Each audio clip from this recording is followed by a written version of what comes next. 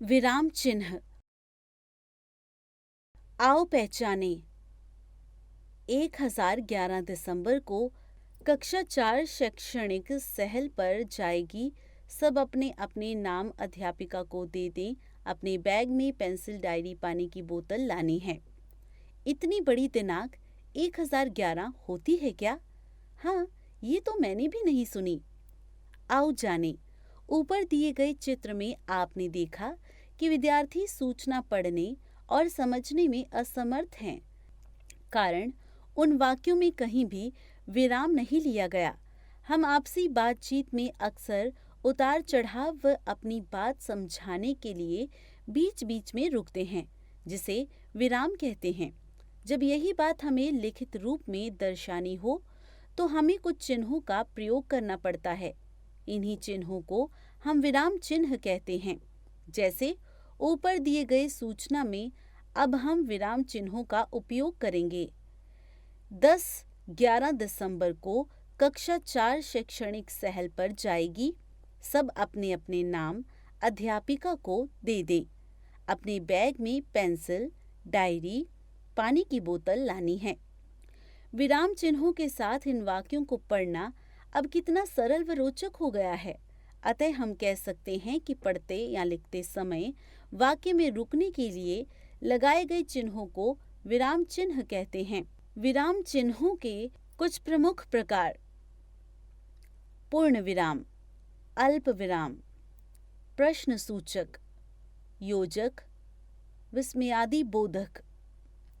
पूर्ण विराम: वाक्य पूरा होने पर पूर्ण विराम लगाते हैं। जैसे यह साइकिल मेरी है, पूर्ण विराम। मेरा नाम सपना है, पूर्ण विराम। अल्प विराम: बोलते या पढ़ते समय हम जहाँ थोड़ी देर के लिए रुकते हैं वहाँ अल्प विराम लगाते हैं। जैसे राम, लक्ष्मण और सीता वन की ओर चले गए। चिड़ियाघर में हाथी, घोड़ा, शेर, चीता देखने में बड़ा मजा आता है। प्रश्न सूचक: प्रश्न पूछते या लिखते समय वाक्य के अंत में प्रश्न सूचक चिन्ह का प्रयोग होता है। जैसे तुम्हारा घर कहाँ है, प्रश्न सूचक। भौरे फूलों से क्या चुनते हैं, प्रश्न सूचक।